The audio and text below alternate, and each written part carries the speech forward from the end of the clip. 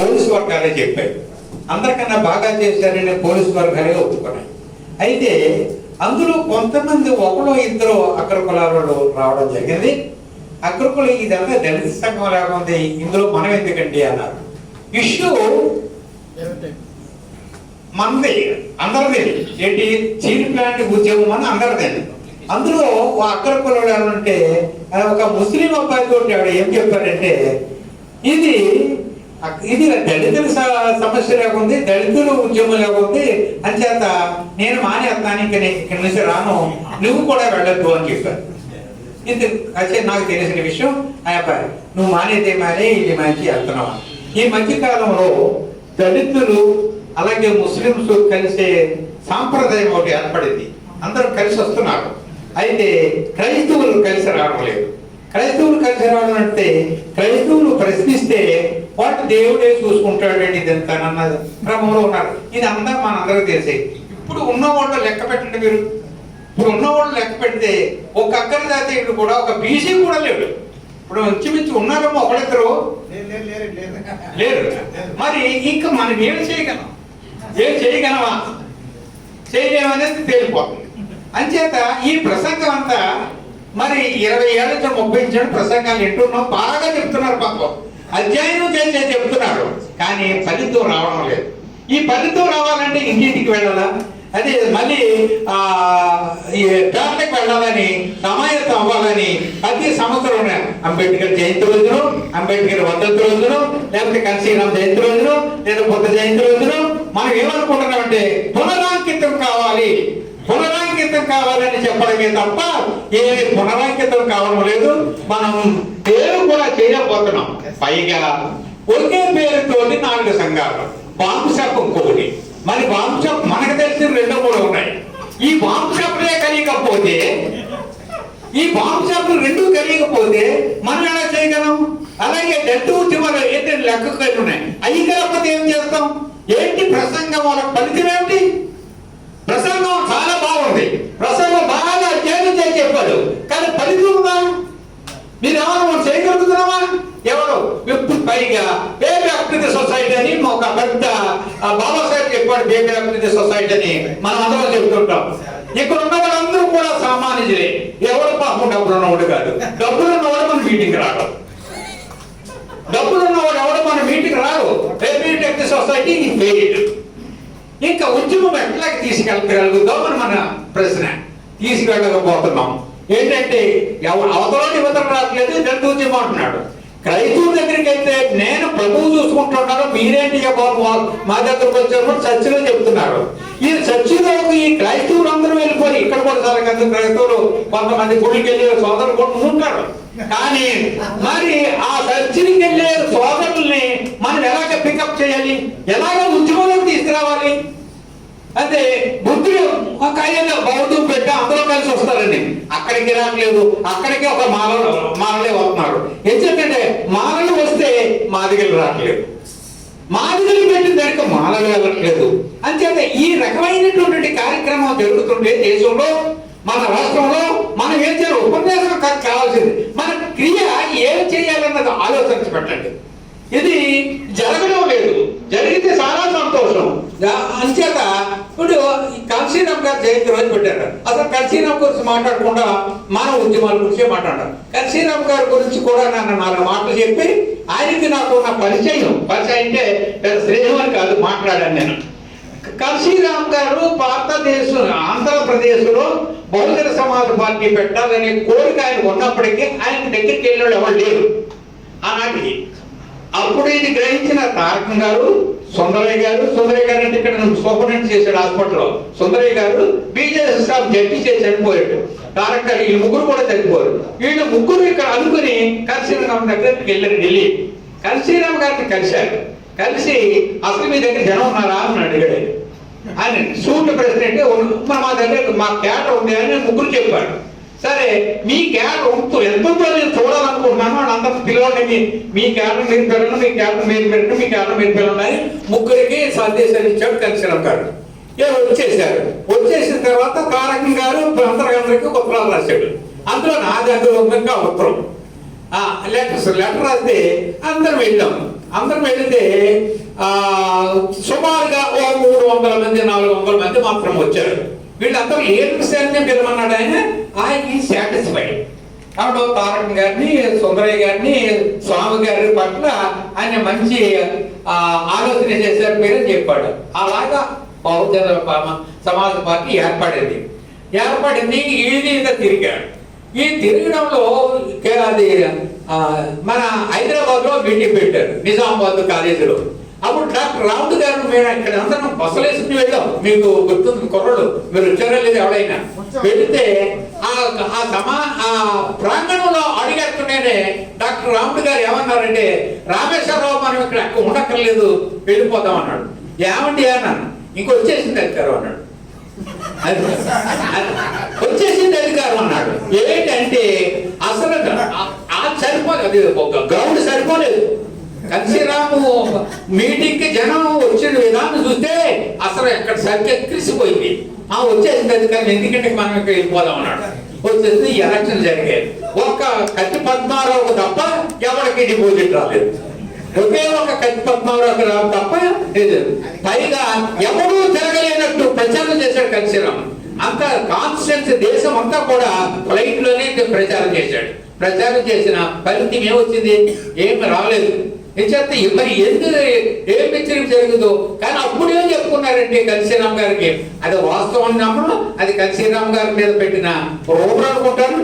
అది పివి నరసింహరావు గారు అప్పుడు ఆయన కన్సీరామ్ గారిని పిలిచి, నువ్వు అయ్యా నాకు హిందూ దేశం, అది భారతదేశం, ఆంధ్ర రాష్ట్రంలో నేను పుట్టాను కదా, దాన్ని నేను ప్రధానమంత్రిగా ఉంటే అది నీ చేతిలోకి వచ్చేది, నాకు అన్యాయం జరిగిపోతుంది కదా, అందుచేత నువ్వు ఉత్తరప్రదేశ్ తీసుకో, నీకు నేను అడ్డాను, నీకు నేను హెల్ప్ చేస్తాను, కానీ నాకు నువ్వు హెల్ప్ చేయి. ఆంధ్రప్రదేశ్ లో బహుజన సమాజ్ పార్టీని కొంచెం ఎలాగా రాకుండా చూడు, కొంచెం 1-2 సీట్లు వస్తే తప్ప నన్ను ఇబ్బంది పెట్టుకొని చెప్పినట్లు వాళ్ళిద్దరి మధ్య ఏదో చర్చ జరిగిందని అప్పుడు భక్తి ఉంది. మరి మీరు అంతా తెలుసో తెలియదు మరి అదే అయ్యిందేమో అనుకున్నాం. ఏదైనప్పటికీ కూడా మరి ఆనాటి నుండి బహుజన సమాజ్ పార్టీ ఉవ్వెత్తున ఒక ఉప్పుల్లాగా వచ్చి అలాగా జరిగిపోయింది. కన్సీరామ్ గారి ఎలక్షన్స్ ముందు ఇక్కడికి రావడం జరిగింది. కాకినాడ మన ఆనంద భారతంలో మీటింగ్ పెట్టాం. ఆనంద భారతం పెట్టే ముందు ఇక్కడ సినిమా ఆధ్వర్యంలో, మన సాలాల ఆధ్వర్యంలో ఒక పెద్ద ధర్నా జరిగింది.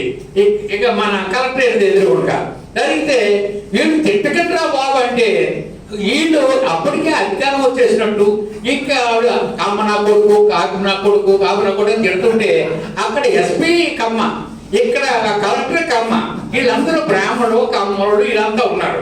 వాళ్ళు ఊరుకుంటారా? నేను జీజేడీ భాస్కర్ దూరంగా నుంచి ఉన్నాం ఎంప్లాయ్మెంట్ ఆఫీస్ లో ఉంటే బూతులు సరిగ్గా నేను వెళ్ళి ఇది బాగాలేదు పరిస్థితి, పోలీసులు అక్కడ వస్తున్నారు, లాఠీ జరిగలేకపోతే కొంచెం పడినండి, ఇంకెవడో మానలేదండి, మానకపోతే ఇమీడియట్ గా ఛార్జ్ అన్నాడు. ఛార్జ్ అన్నప్పుడు కొడితే అందరినీ వీపు చిట్లు పోయి చిట్లు తరిమి హాస్పిటల్ బాబు ఎంత దెబ్బలు కొట్టారంటే పశువులు కొట్టిన పొడిచారు. వచ్చారు తర్వాత ఒక నెలకు 2 నెలలు కన్సీరామ్ గారు మీటింగ్ వచ్చారు. వెళ్ళి అడిగాం కన్సీరామ్ గారు, అయ్యా ఇలా జరిగింది, లాఠీ చార్జ్ జరిగింది, అది ఒక్కసారి మీరు ఎస్పీ గారికి చెప్పాలి, ఇలాంటి కార్యక్రమాలు చేస్తుంటే మా మీద దౌర్జన్యం చేస్తున్నారు అంటే కొడతారు దెబ్బలు తినండి అంటున్నారు. ఎంత నిరుత్సాహం వచ్చింది, ఏంటి ఈయన దెబ్బలు తిని వచ్చేసి రక్తాలతో వచ్చేస్తే అప్పటికా మానలేదు గుళ్ళు. ఇప్పుడు ఆ దెబ్బలు చూస్తే నేను పోల్చి చూసి చెప్తున్నాను, ఇది యథార్థం. అరటపండు ముగ్గునప్పుడు పగిలిపోతుంది చూసారా, అలా ఉన్నాయి దెబ్బలు. ఒక్కొక్కటి వీపు మీద అరటపండు ముగ్గు పోయి పగిలిపోతుంది చూసారా, ఆ క్రమంలో ఉన్నాయి ఈ దెబ్బలు. పాపం చాలా మంది దెబ్బలు, మన సలార్ ఉన్నాడేమో, సలార్ని దెబ్బ తగిలే, సలార్ని కరుగు కొట్టాడు. అంటే ఈ దెబ్బలు తిన్న తర్వాత ఇలాగంటే కన్సీరామ్ గారు చెప్పాను, మరి ఏమిటి ఏం సార్ అలాగంటున్నారంటే ఆయన అన్నది ఏంటంటే దెబ్బలు వీటి మీద చిన్న వీటి మీద కొట్టాడు, ఇటు తిట్టాడు, నన్ను నీరు పెట్టుకొని ఎట్ల మీద కాన్సన్ట్రేట్ చేస్తే అసలు జేయం మనం మర్చిపోతాం, అసలు జేయం మనం మర్చిపోతాం. రాజ్యాధికారం మనకు వస్తే మనం కొట్టమంటే మన ఆడు కొడతారు మనకి. అందుచేత మీరు ఈ దెబ్బలు పడండి, పడితేనే కోపం వస్తుంది. దెబ్బ పడినప్పుడే నీకు కోపం వస్తుంది.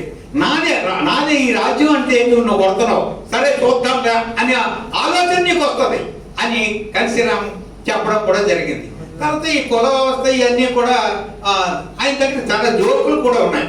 ఒకసారి మీటింగ్ జరుగుతున్న మధ్యలో ఆయన రూముకు ఫోన్ చేశాడు కన్సీరామ్ గారు. ఆయన రూము ఫోన్ చేస్తే అందులో లేడీ డోర్ వచ్చింది. అదేంటి అది బ్యాచిలర్ రూమ్లో లేడీ డోర్ వచ్చిందంటే అన్నాడంట. బ్యాచిలర్ కదా, నా రూమ్లో లేడీ ఆవిడ దూరారు, ఎవరబ్బా అన్నారంట. అప్పుడు ఎవరో ఆయన కలవడానికి వచ్చి పియ్య అక్కడే ఉంటుంటే ఎంతకుండా కొడుకుని ఆయన ఆవిడ ఎత్తింది. అంచేత ఇలాంటి జోకులు కూడా బాగా సరదాగా ఉండేవాడు.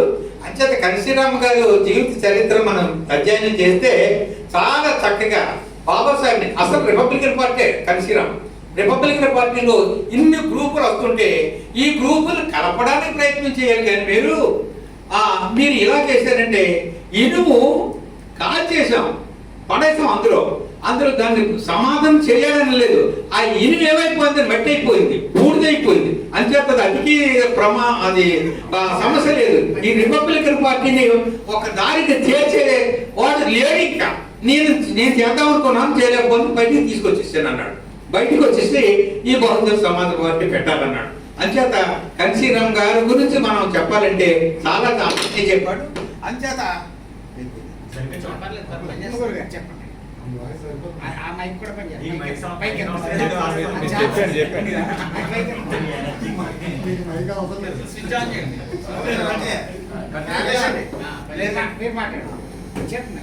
ఇలాగా వెళ్తుంటే అక్కడ మీటింగ్కి వెళ్ళాం. మీటింగ్కి వెళితే కన్సీరామ్ గారితో మాట్లాడడానికి నీలం కాని పేరు ఉన్నదా, విన్నారు కదా? నీలం కావి కూడా రావడం జరిగింది. నీలం కావి గారిని తారక గారి పరిచయం చేశారు. పరిచయం చేస్తే అంటే ఆయన జన్మదినోత్సవం కాబట్టి ఆయన గురించి కొంచెం చెప్పాలని తాపత్రయం. అది ఇది శుద్ధి అనుకుంటే క్షమించాలి. ఆయన అంటే మీ గురించి కవిత్వం రాశారండి. ఏమని రాసేవేంటి అని ఇందులో రాసమంటది. ఏమని రాసాడు, ఎలా రాసేవేంటి అన్నాడు. ఏమైనా రాసా, ఎందుకు పనికిరాడని రాసావా అన్నాడు. ఏంటంటే ఆత్మీయం అలాగే జరుగుతుంది. అప్పటికి ఏం పని ఏమీ అవ్వట్లేదు, ఊరికి ఉపన్యాసాలే అని చేస్తే లేదు నేను చదివి వినిపించాడు. సభాషరు అదే ఈ తారకం గారు ఉన్నాడు కదా పక్కన ట్రాన్స్లేటర్, ఆయన తప్పలు కొట్టి కన్సీరామ్కి నచ్చ చెప్పాడు. తర్వాత ఈ కన్సీరామ్ గారి గురించి మరొక విషయం ఏంటంటే ఆయన కాకినాడ రాకముందు ఎలా జరిగిందో, ఒక రాత్రి 9 గంటలకు వస్తానని వీళ్ళందరినీ రమ్మన్నాడు. 9 గంటలకు వస్తానని వీళ్ళందరినీ రమ్మన్నాడు ఒక రూమ్కి. రమ్మంటే వీళ్ళందరూ కూడా వచ్చారు. కానీ కన్సీరామ్ గారు రాలేదు. ఆ రూమ్కి కన్సీరామ్ గారు రాలేదు, భోజనానికి రాలేదు. వీళ్ళందరూ కూడా భోజనం లేకుండా కన్సీరామ్ గారు భోజనం చేస్తేనే చేద్దామని ఈ తారకం గారి వగైరా అందరూ కూడా అలాగే ఉన్నారు. 4 గంటలకు వచ్చాడు. 4 గంటలకు వచ్చాడు. ఆయన ఎప్పుడు కూడా ఆ అలవాటు ఏంటంటే ఎల్లుండి బయటకు వెళ్ళిపోయి చెప్పకుండా వెళ్ళిపోవడం, ఎక్కడికో వెళ్ళిపోయి 4 గంటలకు 5 గంటలకు వచ్చే అలవాటు. ఎక్కడికి వెళ్తున్నాడు అంటే పేటలోకి వెళ్ళిపోయాడు. పేటల్లో ఒకరిని పికప్ చేసుకుని ఆ పేటలకు వెళ్ళి వాళ్ళకి అది చెప్పవలసిన అని చెప్పి ఆయన రావడానికి 4, 3 అవుతూ ఉండేది రాత్రులు, తెల్లవారుజాముని. అప్పుడు వరకు వీళ్ళంతా భోజనం ఉన్నారు. చివరి రోజులో వీళ్ళందరూ కూడా కొంత స్పాయిల్ చేశారు. ఎవరు? చిరంజీవి, మీకు ఐడియా ఉన్నదా? చిరంజీవి వగైరా వీళ్ళందరూ కూడా కన్సీరామ్ని ఆయన తారకం గారు అయితే ఎప్పుడు ఆయనే సెక్రటరీ ఏంటి అంచేత సెక్రటరీని మార్చాలి అన్నారు. సెక్రటరీని మార్చాలని తారకం గారిని కన్సీరామ్ గారు, నువ్వు సెక్రటరీ గారు తప్పుకుంటావా లేకపోతే వన్ ఆఫ్ ది సెక్రటరీగా ఉంటావా అన్నాడు. ఏంటంటే ఆయన ఎంక్వైరీ చేసుకున్న తర్వాత ఈయన చిరంజీవి చేతిలోకి సెక్రటరీ వచ్చింది. ఈయన రిజైన్ చేశాడు. చాలా మంది అంటారు ఆయన తారకం గారే బహుజన సమాజ్ పార్టీని పాడు చేశారని. ఈ దేనికి ఏంటంటే ఒప్పందాలు, దాన్ని ఏమంటాము, పొత్తు ఈ పొత్తు పెట్టుకోవడంలో అప్పటికి కారంచేడు ఇష్యూ చాలా ఉధృతంగా ఉంది. మీకు అందరికీ తెలుసు. కారంచేడు కమ్మడికి మనకి చాలా పోటీగా జరుగుతున్న క్రమంలో ఈ ఆయన ఎన్టీ రామారావు గారి దగ్గరికి వెళ్ళవలసిన అవసరం వచ్చింది. వెళ్ళాడు, కన్సీరామ్ గారు వెళ్ళారు. రిజర్వేషన్ ఏదో 60 ఇస్తానన్నాడు అంటారు, కానీ అది అటు పట్టిది ఇస్తానన్నాడు.